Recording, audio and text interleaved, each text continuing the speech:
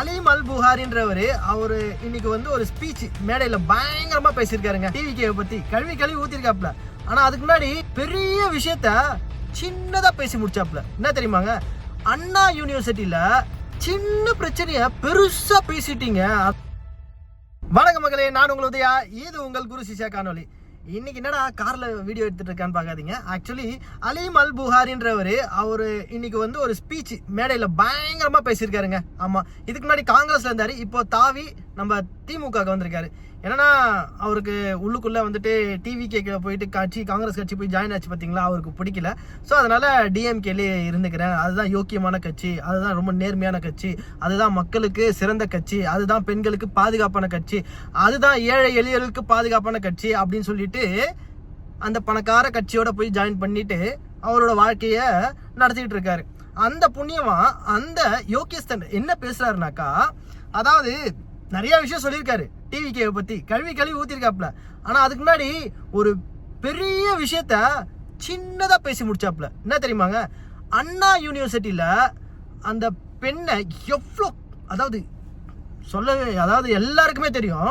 அதை சொல்லும் போது எப்படி பேசுறாருன்னா, சின்ன பிரச்சனைய பெருசா பேசிட்டீங்க, அதனாலதான் இன்னைக்கு டிவிக்கு அங்க போய் உக்காந்துட்டு இருந்ததுன்னாரு. ஏய், என் வாயை கலராதீங்க. நான் என்ன சொல்றேன், ஒரு பெண்ணுக்கு நடந்த அந்த ஒரு விஷயம் சின்ன விஷயமா நீங்க பாத்தீங்க பாத்தீங்களா, அதனாலதான் மக்கள் உங்களை ஓரம் கட்டியிருக்காங்க.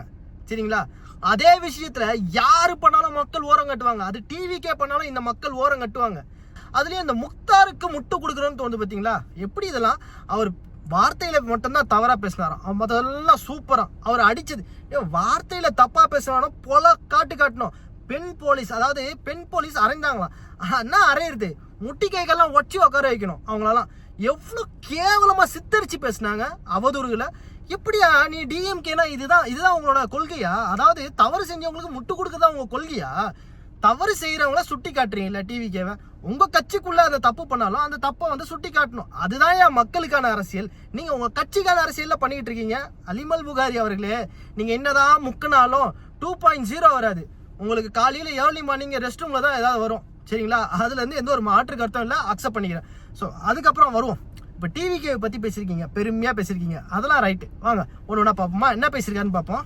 நம்ம ஆதவ் அர்ஜுனா அவங்க ஃபேமிலி, அதாவது மினிஸ்டர் ஆதவ் அர்ஜுனா அவங்க ஃபேமிலி வந்துட்டு சிக்கிம்ல அந்த அரசுக்கு 910 கோடி வந்து நஷ்டம் பண்ணதுக்கான, அதாவது பண மோசடி, அதை வந்துட்டு பெருமையா அவங்க மருமகன், அதாவது அவங்களோட மாமியாரோட தம்பி, அவர் வந்து பேசுறப்ப பெருமையா பேசினாரு. என்னன்னா, நான் வந்து போதையிலலாம் இல்லைங்க, வெறும் பண பரிமாற்றல் விஷயத்துல தான், மணி லாண்டரிங் விஷயத்துல தான் என் மேல கேஸ் நடந்துட்டு இருக்கு, நான் அவ்வளோ பெரிய குற்றவாளிலாம் இல்லைன்னு பேச சொல்ல, ஆமாங்க, மோசமான ஒரு தவறான ஒரு விஷயம் பண்ணதுதான். இது எப்போ நடந்தது? எப்போ ஆதவ் அர்ஜுனா டிஎம்கேல இருந்தாரு அப்போ நடந்த கேஸா, இல்ல டிவிகேல வந்ததுக்கு அப்புறம் நடந்த கேஸா? இதெல்லாம் பார்க்கும்போது பச்சையா தெரியல பேசிட்டு இருக்கீங்க. உங்க கட்சியில, அதாவது டிஎம்கேல இருக்க சொல்லவே இந்த கேஸ் எல்லாம் போயிட்டு இருந்தது. புதுசா ஒன்னும் இந்த கேஸ் எல்லாம் போல. ஆனா இவ்வளவு மோசமா இப்படி பேசிட்டு இருக்கீங்களே, முட்டு கொடுத்து. என்ன எங்க போய் இந்த முட்டு நிக்க போகுது? எம்பி சீட்டா, எம்எல்ஏ சீட்டா? வர நாடாளுமன்ற தேர்தலில் அந்த 40 தொகுதியில், அதான் 39+1 அதுல நிக்க போறீங்களா? எதையாவது கேட்டு டிஎம்கே கிட்ட நில்லுங்க. ஆனா அதுக்கு முன்னாடி என்ன தப்புலாம் பண்ணீங்கன்றத தெளிவாக்கி பேசிங்க. சரிங்களா. ரெண்டாவது, அதாவது இளைய தளபதி முதலமைச்சர், அவர் வந்துட்டு முதலமைச்சர் இல்லையா, துணை முதலமைச்சரா. பார்க்க அப்படிதான் இருக்கு. ஏன்னா பிரஸ் மீட்டே கொடுக்காத அமைச்சரை வந்துட்டு இதை விட நிறைய பேர் மோசமா பேசுறாங்க. ஓகே, நீங்க துணை முதலமைச்சரா பேசி கொஞ்சம் பெருமைப்படுத்தி வச்சிருக்கீங்க. ஓகே, உங்களுக்கு ஏதோ ஒரு உள்ளுக்குள்ள ஒரு பாசம் இருக்கு. பொதுமக்களா பாக்குற எங்களுக்கெல்லாம் அது வந்துட்டு அது மாதிரிலாம் இல்லை. யாரு ஒரு பிரஸ் மீட்டை தைரியமா ஃபேஸ் பண்றாங்களோ அவங்களுக்கு தான் அந்த கட்ஸ் இருக்கு, அவங்களுக்கு அந்த குவாலிட்டி இருக்கு. இவருக்கு அந்த குவாலிட்டி இருக்குன்ற அளவுக்குலாம் நம்மளாலாம் வந்துட்டு கால்குலேஷனே பண்ண முடியாது. அதனாலதான் எலெக்ஷனுக்கு முன்னாடி இருந்தே இந்த ஸ்டாண்ட்ல நம்ம இருக்கோம். எப்போ ஒரு பிரஸ் மீட்டை தைரியமா பேசுறாங்களோ அவங்க மனசுல என்ன இருக்கு, இது என்ன இருக்குன்றதையும் கால்குலேட் பண்ணி பார்க்கலாம். ஆனா அவருக்கு அந்த கட்ஸே இல்லை. அடுத்தது சிங்கப்பெண் திட்டம், கரெக்ட் தான். சிங்கப்பெண் திட்டம் வந்துட்டு அவங்கள்ட்ட எந்த ஒரு பவரும் இல்லை. இந்த பருத்தி மூட்டை வெளியில வரதுக்கு பதிலாக குடன்லயே இருக்கலாம் அப்படின்னு நீங்க சொல்லும் போது எனக்கு என்ன தோணுச்சுன்னா, ஓகே, ஒரு சிங்கப்பெண் திட்டம் ஒரு பெண்களுக்கு ஒரு மோட்டிவேஷனா இருக்கும். ஆனா அந்த இடத்துல பவரே கொடுக்காத அரசை நீங்க வந்துட்டு நீங்க பேசுறது, ஓகே, ஒரு பவரை கொடுத்துருக்கணும். அப்பதான் அந்த பாதுகாப்புன்றது ஒரு விஷயம் இருக்கும். ஏன்னா டிஎம்கேவோட அண்ணா அதெல்லாம் இருக்குல்ல, டிவிகே ஆண்களா இருந்தாலும் சரி, டிஎம்கே ஆண்களா இருந்தாலும் சரி, அவங்கள்ட்ட வந்து பாதுகாப்பு வேணும்னா கண்டிப்பா இவங்க கையில ஆயுதம் இருக்கணும், பவரும் இருக்கணும். என்ன சொல்றீங்க மக்களே? அடுத்து நிறைய டிவிகே பொறுப்பாளர்கள் ஏதோ ஒரு கட்சியில ஒரு பொறுப்புல இருக்காங்க, எல்லாம் பெண்கள் கிட்ட ரொம்ப மோசமா வீடியோஸ் எல்லாம் எடுத்து 50க்கும் மேற்பட்ட பெண்கள், 8000 வீடியோக்கள் இதெல்லாம் வெளியில வரும்போது பாதுகாப்பே இல்லாத தமிழகமா அவங்க வந்துட்டு ஃபீல் பண்றாங்களாம். அது வந்து எப்போ நடந்ததுன்னா 8000 வீடியோஸ் எடுத்தாங்க பாத்தீங்களா, அது இப்போ நடந்ததா? அது எப்போ அந்த பொண்ணை விசாரிச்சு கேட்க சொல்ல தெரிய போகுது, அப்போ தெரிய போகுது. டிஎம்கே ஆட்சிலேயே இவ்வளோ விஷயத்தையும் பண்ணி வச்சுட்டு இப்போ டிவிகே ஆட்சிலையும் அது கண்டினியூ ஆகுது. அப்படி பேசுங்க தலைவரே. அதாவது டிஎம்கே எங்க ஆட்சிலையும் இதெல்லாம் நடந்தது, அதை வந்துட்டு அப்போ கண்டுபிடிக்கல, இப்போ அந்த பொண்ணே வந்து வெளியில சொல்லியிருக்கு. ஏன்னா விஜய் என்ன மேல ஒரு நம்பிக்கை இருக்கும்ல இந்த அரசு மேல, அந்த அரசு அந்த அதாவது சட்டத்தை மாற்றி அதுக்கான தண்டனையை பெற்றுக் கொடுத்தா அந்த மக்கள் மேல ஒரு நல்ல மக்கள் அவங்க மேல நல்ல எண்ணம் எடுத்துட்டு வருவாங்க. ஆனா அங்கேயும் அந்த வேலையை ஒழுங்கா செய்யலைன்னா அங்கேயும் அதிருப்தி தான். ஆனா இந்த 2 அரசுலயும் ஒரு விஷயம் நடந்துகிட்டே இருக்கு, பெண்களுக்கான பாதுகாப்புன்ற குறைவு இருந்துகிட்டே இருக்கு. அதுல வந்துட்டு அலிம் அல் புகாரி நல்லா தெரிஞ்சுங்க, யோக்கியன் மாதிரி பேசாதீங்க. அங்கேயும் மோசம் நடந்திருக்கு, இங்கேயும் மோசம் நடக்குது. அசம்பிளில 18ஆம் தேதி வெயிட்டிங், நாங்களும் வெயிட்டிங்க. என்னதான் துணை முதலமைச்சர் பேச போறாரு, என்னதான் அமைச்சர் பேச போறாரு.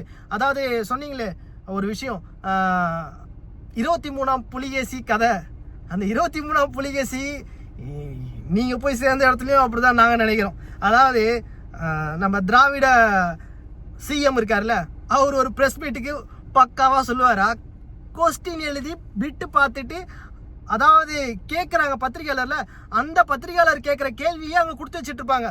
நீங்க இதை தான் கேட்கணும், எங்க முதல்வர் இதை தான் சொல்லுவாருன்னு. உங்களோட எல்லா விஷயமும் முன்னாடியே வந்துருச்சு, வண்டவாளம் தண்டவாளம் எப்பயோ ஏறிடுச்சு. ஏதோ புதுசா வந்து பேசுற மாதிரி பேசிட்டு இருக்கீங்க. என்னங்க இப்படி அப்படி முட்டு கொடுத்து என்னங்க பண்ண போறீங்க அலிம் அல் புகாரி? அதாவது கரூர் சம்பவம் நடந்த அப்போ வந்துட்டு ஆதவர்ஜுனா இப்போ இருக்க அமைச்சர் வந்துட்டு ஒரு ட்விட் போட்டாரு, அதுல பயந்து அந்த ட்விட்டை அழைச்சிட்டாருன்னு சொன்னீங்கல்ல, ரைட்? அஃப்கோர்ஸ். எப்படி இதுக்கப்புறம் அந்த மாதிரி விஷயம் நீங்களும் பண்ண மாட்டீங்களா? ஒரு பிரச்சனையை உருவாக்கி அதில் விளையாடுறது தானங்க உங்க வேலையே. எவ்வளோ பெரிய விஷயம்லாம் பண்ணி அதை ட்விஸ்ட் ஆக்கி உங்கள்கிட்ட அதுக்கு ஒரு செப்பரேட்டாக ஒரு காணொலியே போடணும். ராசா அவரு ட்விட்டர் போட்டு அந்த ட்விட்டை அழைக்கலையா? என்னங்க இப்படி பண்றீங்க? உதயநிதி சொன்னாராம், இடிக்கும் பயப்பட மாட்டோம், மோடிக்கும் பயப்பட மாட்டோன்ட்டு. அது எப்படி? கொடை பிடிக்க சொல்ல எதிர்கட்சியா இருக்கு சொல்ல கருப்பு கொடை, ஆனா ஆளுங்கட்சியா இருக்கு சொல்ல மோடிக்கு ஒயிட் கொடை. எப்படி? உங்களுக்கும் டிவி கேக்கும் ஒரு துளி வித்தியாசம் கூட இல்ல. அப்படியே யோக்கிய மாதிரி பேசிட்டு இருக்கீங்க மக்களே. இவங்கள மாதிரி ஆட்களை எப்படி என்ன சொல்றது, மக்கள் தான் ஏமாந்து போவாங்க. பார்ப்போம் வரும் எலெக்ஷன்ல அப்கமிங் டேஸ்ல கொஞ்சமாவது சிந்திச்சு மாறுறாங்களான்றது பார்ப்போம். எப்படி சீமானோட இன்னொரு வருஷம் தான் விஜயா? ஓகே, சீமானோட கொள்கையை படிச்சு பார்த்துருக்கீங்களா? என்ன திட்டம் வச்சிருக்காங்கன்றத பாருங்க அலிம் அல் புகாரி. இன்னொரு விஷயம் சூப்பரா சொல்லியிருப்பீங்க அலிம் அல் புகாரி. அதாவது விஜய் அவர் வந்துட்டு சிஎம் ஜெயிச்சதுக்கு அப்புறமா எல்லா தலைவரும் போய் சந்திச்சாரு. அதுல வந்துட்டு எடப்பாடியை மட்டும் சந்திக்கல, ஏன்னா சீமானவரையும் போய் சந்திச்சாரு. அதை வந்துட்டு 2-3% உள்ள கட்சியெல்லாம் போய் சந்திச்சாரு, ஆனா எடப்பாடியை போய் சந்திக்கல அப்படின்னு. ஒண்ணு நல்லா கேட்டுங்க, சீமானவரை போய் சந்திச்சாது காரணம் என்னன்னு தெரியாது, ஆனா நேர்மையானவர். உங்களை மாதிரி கூவுறவரும் இல்ல, எந்த கட்சியில இருந்து அந்த கட்சியில தாவனதுக்கு ரீசன் சொன்னீங்க பாருங்க. இப்போ டிஎம்கேல போய் ஜாயின் பண்ணீங்களே, டிஎம்கே இதுக்கு முன்னாடி நான் பிஜேபி கூட இருந்ததே இல்லையா? அன்னைக்கெல்லாம் உங்களுக்கு அந்த மாறினதுக்கான ஏன் மாறினீங்க, இதெல்லாம் வந்து ஆராயத்துக்கான நேரம் இல்லையா? இன்னைக்கு வரைக்கும் சீமானண்ணா ஒரே கொள்கையில இருக்காரு, சரியா? அவரை மாதிரி நேர்மை, அதாவது தமிழ் மக்களுக்காக பிரச்சனை வந்தா நிக்கிற ஒரே தலைவர் அவர் தான் அலிம் அல் புகாரி. உங்ககிட்ட ஒண்ணு கேட்கிறேன், நீட் தேர்வு எடுத்துட்டு வர சொல்ல நீங்க பிரச்சனை பண்ணீங்களா எடுத்து வரக்கூடாதுன்ட்டு? ஸ்டெர்லைட் ஏதாவது வந்து நீங்க நின்னீங்களா ஸ்டெர்லைட் ப்ராப்ளத்துக்கு? இல்ல ஹைட்ரோ கார்பன் திட்டம் பண்ணாங்களே, விவசாய நிலம் எடுக்கிறேன்னு சொன்னாங்களே, வந்து நின்னீங்களா? இங்கெல்லாம் உங்களோட பங்களிப்பே இல்லைங்க. உங்களோட பங்களிப்பு ஒரே இடத்துல தான் நிக்குதுங்க. அதாவது முதலாளிகளுக்கு கூவுறது. ஸோ முதலாளி கிட்ட நீங்க கூவிட்டே இருக்கீங்க. இந்த கூவுறதுனால டிஎம்கே 2.0 வராது. கூவி காலங்கத்தால உங்களுக்கு மைதானத்துக்கு தான் போகணும் 2 எடுத்துக்கிட்டு. ஓகே மக்களே, இந்த வீடியோ இதோட முடிச்சுக்கிறோம். மீண்டும் ஒரு நாளுடன் திரும்ப சந்திப்போம். அதுவரை உங்களிடம் விடைபெறுவது உங்கள் உதயா மற்றும் நான் மட்டும்தாங்க. இன்னைக்கு நம்ம நண்பர் இல்லை, ரூமுக்கு போனதுக்கப்புறம் நாளைக்கான வீடியோவில் நாங்கள் 2 பேரும் வந்துடும். பாய். இந்த வீடியோ எப்படி இருக்குன்றது மறக்காம கமெண்ட் பாக்ஸ்ல மென்ஷன் பண்ணுங்க. இந்த வீடியோல அலீம் அல் புகாரி சொன்னது நியாயமான விஷயம், ஆனா அவர் பண்றதெல்லாம் விஷயம் அப்படி சொன்னா அதையும் கமெண்ட்ல சொல்லுங்க. பாய்.